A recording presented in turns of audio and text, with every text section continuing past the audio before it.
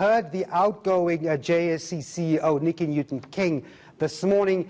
She's promised that a memorandum handed over by the demonstrators will be used to determine how business can respond to some of the demands. The anti-femicide protesters, as you heard, says corporate South Africa is part of the problem by perpetuating pay inequalities between men and women. The movement wants a tax from the country's businesses to be used to tackle gender-based violence.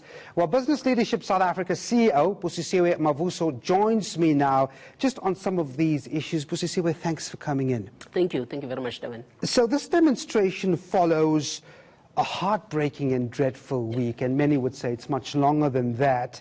And I suppose the first question would be, does the members of your broad body businesses support an anti-femicide drive or campaign like this one? We absolutely support it, Devin. You would have seen probably last week on Business Day when WEF Africa started, right? Even before the demonstrations, we had an article on first page news to condemn the violence that was actually happening in the country, together with the, killing of women. That the demonstration at WEF Africa was about. But I think more importantly, you would know that Business Leadership South Africa has got a unit called Business Against Crime. And through this unit, we're actually working with the National Prosecuting Authority to find out how we can actually capacitate the state so that we can ensure that the rule of law in this country is restored. Because from where we're sitting as business, in terms of the interventions that we can do to try and assist the situation, it is precisely through capacitation, right? Ensuring that the state does what it needs to do. You'd also probably would have heard that we've asked for an engagement with Minister Pegicele to say that where are the gaps in your system? Why is the situation so rough? And are you in a position to contain it? If not, how do we as business come in and assist? But then it becomes tricky, Devin, because as soon as business comes in, forcefully like that to say would like to assist, then it's business capture, of the NPA or of the police or whatever the case is. But I think be that as it may, which is a separate issue, business is actually very worried about what's happening in the country, and it doesn't augur well for investment, and I think we have actually stood up to condemn it. So you would disagree then with some of the sentiment we've seen this morning? One, that business and corporate South Africa largely ignores this very pressing societal issue. Some of the other accusations are that, look, the capitalist nature of business puts forward this inequality between men and women, which then filters back into society, and you see this violence coming out. And then they say, well, perhaps the good response from you guys in business could be a tax. You want to respond to those two issues there?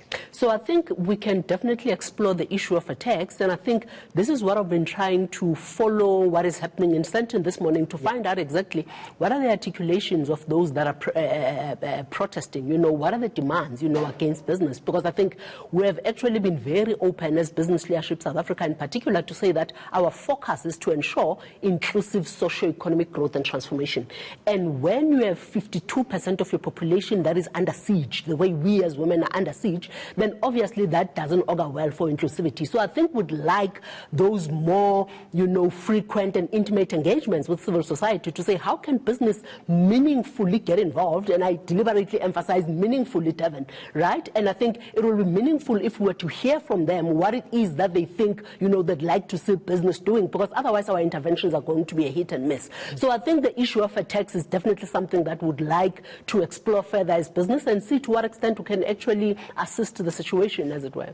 The other thing is that when you just look historically, whether it's in corporate offices or factory floors, the patriarchal structure of these places really hasn't changed much over the past few decades. Has business done enough to change that structure to make it less patriarchal? No. Business hasn't done enough to change that structure.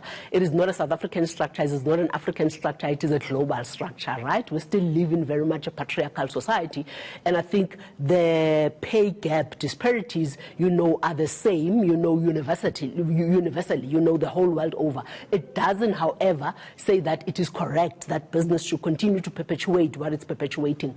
So I think probably maybe this is where, in my view, from a political perspective, policies can probably maybe also also assist in terms of a deliberate focus, in terms of moving a particular section of the society towards a particular direction. Because I think conditions for people to prosper are not God-given, Devon.